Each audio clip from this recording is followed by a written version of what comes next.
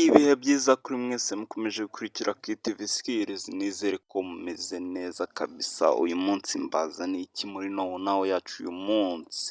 Ngira ngo mwamaze kumva ko amafaranga yamaze guhindurwa, inote ya bitanu ndetse n'inote ya bibiri kabisa, aho inote ya bitanu zahinduwe ku munsi w'ejo, nibwo itangazo ryasohotse kabisa. Ku note ya bitanu hazajya habaho convention center, aho mu gihe hari hariho uduseke tubiri kabisa, ubu harajya haba hariho convention center. n'inote ya bibiri murabona ibyayo kabisa, yamaze guhindurwa ndetse bidasubirwaho. Amafaranga araza kujya hanze kabisa. Ku note ya bitanu murabibona ko byamaze kuba byahinduka.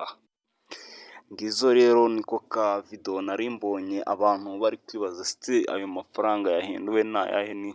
Ndavuga ati reka mbibakore, muri kumwe na Ismail King Bruce DJ.